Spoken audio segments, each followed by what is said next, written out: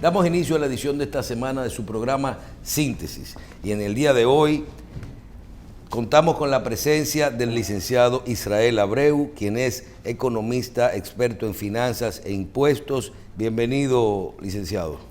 Gracias por invitarme, un privilegio para mí acompañarles en el día de hoy, definitivamente a conversar con ustedes al respecto de la situación en general de República Dominicana.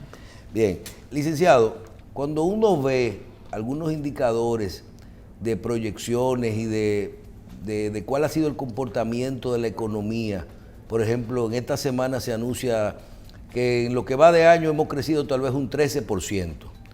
Yo le pregunto, sí es cierto, hay un crecimiento y el crecimiento no tiene que ver con el costo de la vida, ni con el precio de los productos y todo eso, ni con el salario, perfecto.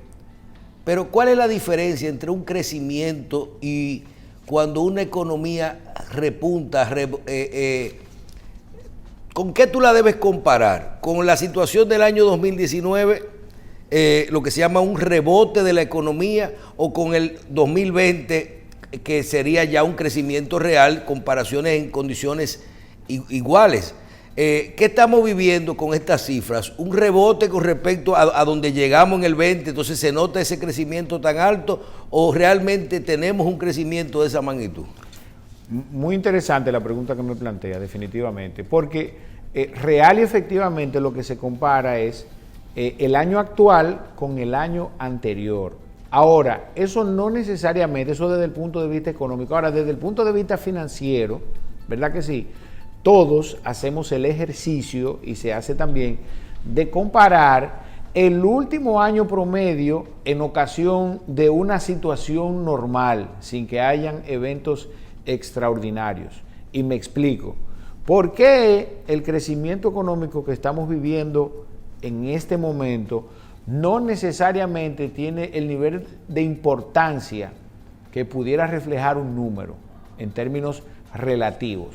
¿Por qué? Porque la economía, de manera extraordinaria, sufrió un evento, ¿verdad?, en donde vimos mermados los ingresos de todos los ciudadanos y del Estado en consecuencia. Entonces, lo que estamos viviendo es, desde el punto de vista financiero, no necesariamente económico, lo que estamos es recuperándonos. Ahora, la comparación se hace el año actual con el año anterior.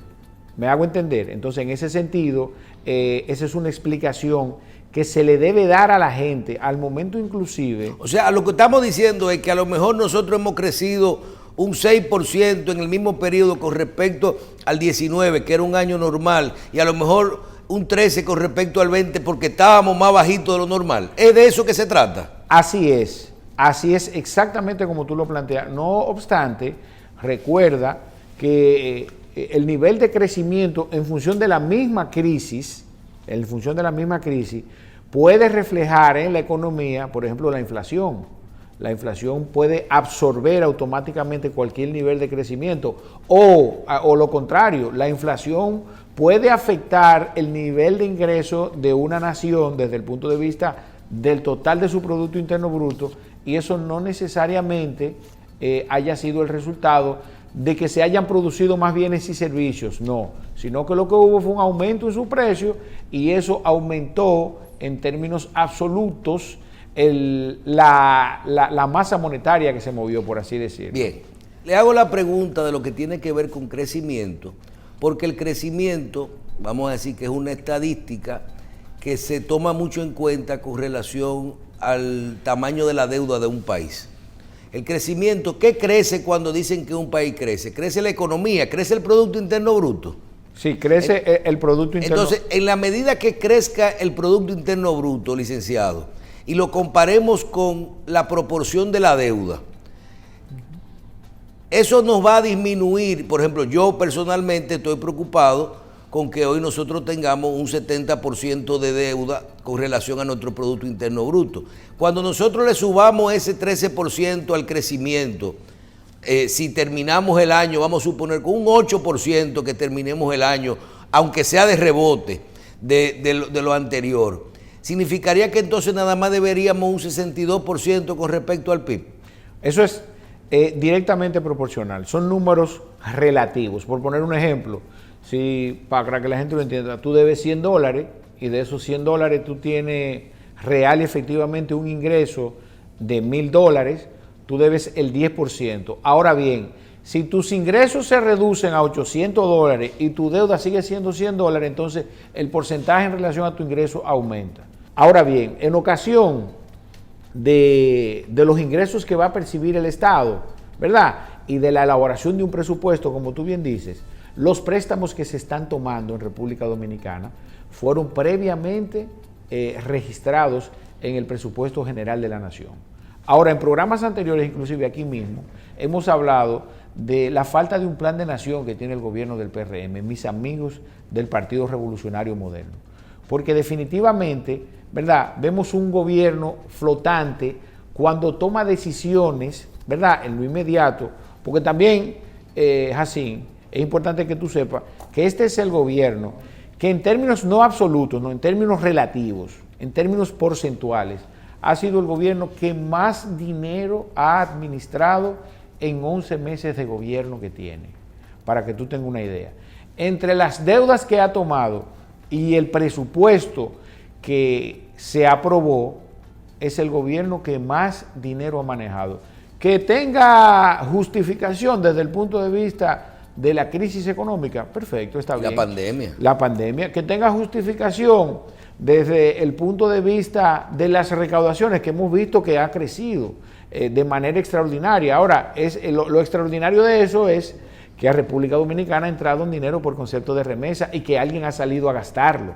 Eso es tan simple como eso. No es que en República Dominicana necesariamente la economía está creciendo real y efectivamente, sino que está viniendo un dinero de producto de beneficios que están teniendo los dominicanos en el exterior y que está siendo consumido en República Dominicana. Ahora, si tú te fijas también, nosotros vimos con desagrado cómo República Dominicana se coloca en la tercera posición al respecto de la inflación acumulada, ¿verdad?, a junio del 2021, y además se coloca en el tercer lugar solamente por delante Argentina y Venezuela en el caso del aumento de los productos de la canasta básica familiar, el índice de precios al consumidor. Entonces, definitivamente, todas estas variables se conjugan alrededor del gobierno para crear situaciones que en el mediano plazo van a generar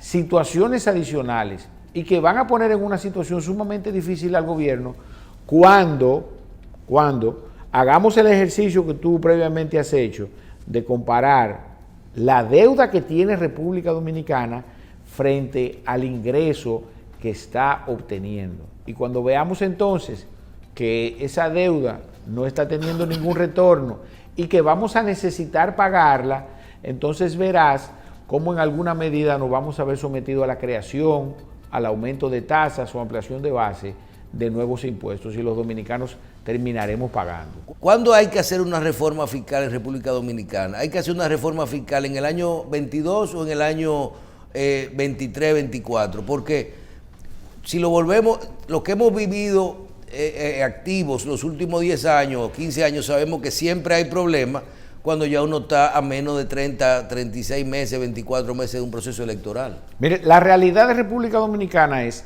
que la propuesta de pacto fiscal fue establecida en el artículo 36 de la Ley 01-2012, el artículo 36, que suponía que para el año 2015, o sea, 3 años después, debieron haberse convocado a todas las fuerzas políticas, sociales, religiosas y económicas de República Dominicana para que diera al traste con ese pacto fiscal.